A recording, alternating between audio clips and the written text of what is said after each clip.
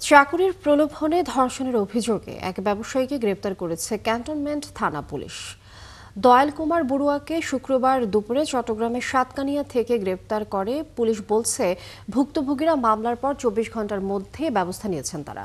এ বিষয়ে বিস্তারিত জানাচ্ছেন সাজিদ সরকার। আমাকে উনি আমার ইচ্ছার বিরুদ্ধে আমার গায়ে হাত দেয়, আমার সঙ্গে আমাকে উনি ধর্ষণ করেছে। গেল 23 অক্টোবর রাজধানীর বারিধারা ডিওএইচএস এর একটি আইটি ফার্মে চাকরি দেওয়ার কথা বলে ডেকে নেওয়া হয় এই নারীকে। তার অভিযোগ, আদিপ গ্রুপের চেয়ারম্যান দয়াল কুমার বড়ুয়ার সাথে 7 মাস আগে পরিচয় হয় একটি রেস্টুরেন্টে। বিমানবালা হিসেবে চাকরি দেওয়ার প্রলোভন দেখিয়ে অফিসে ডেকে নেন তিনি। নির্যাতনের কথা স্বীকার করলেও ঘটনা ধামাচাপা দিতে নানাভাবে চাপ দেন ওই ব্যবসায়ী।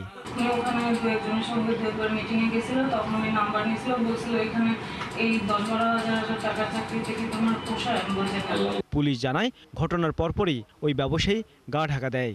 পরে তথ্য প্রযুক্তির সহায়তায় তার বাড়ি চট্টগ্রামের সাতকানিয়া থেকে গ্রেপ্তার করা হয়। আমরা তার বক্তব্য লিখিত আকারে নিয়ে আমরা এটা তাৎক্ষণিকভাবে মামলা রেকর্ড করি।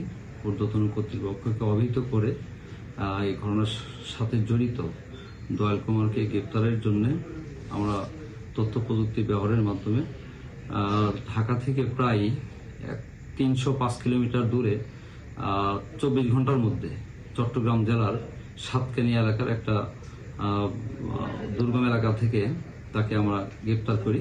ঢাকা মেডিকেলে আলামত সংগ্রহ করা হলেও এখনও রিপোর্ট পাওয়া যায়নি বলে জানায় ক্যান্টনমেন্ট থানা পুলিশ। সাজিদ সরকার, ৭১, ঢাকা।